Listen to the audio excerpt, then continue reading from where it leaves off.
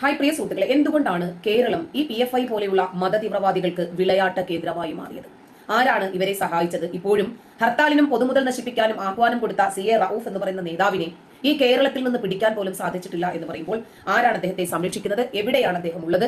എന്തുകൊണ്ടാണ് അദ്ദേഹത്തെ പിടിക്കാൻ സാധിക്കാത്തത് എന്നും നമ്മൾ ചിന്തിക്കേണ്ട വസ്തുതയാണ്.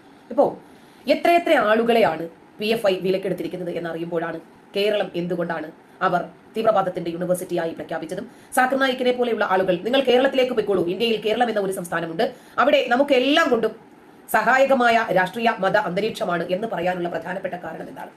ഈ രാജ്യവിരുദ്ധരെ ഈ നാട്ടിൽ വെച്ച് വാഴിച്ചതും അവരെ ഇത്രയധികം വളർത്തിക്കൊണ്ടുവന്നതും സഹായിച്ചതും അവരുടെ ഫണ്ട് പറ്റിയിട്ടാണോ അതോ വോട്ട് ബാങ്ക് പ്രീണനമായിരുന്നോ നടത്തിയിരുന്നത്? ഒരുപാട് വിഷയങ്ങളുടെ ചുരുളുകൾ അഴിയുകയാണ്. കേൾക്കാം. കേരള പോലീസിലെ 873 ഉദ്യോഗസ്ഥർക്ക് പോപ്പുലർ ഫ്രണ്ട് ബന്ധം. 873 ഉദ്യോഗസ്ഥർക്കാണ് PFI ബന്ധം ആരോപിച്ചിരിക്കുന്നത്. ഇപ്പോൾ കഴിഞ്ഞ ദിവസം IB ഉദ്യോഗസ്ഥരടക്കം PFI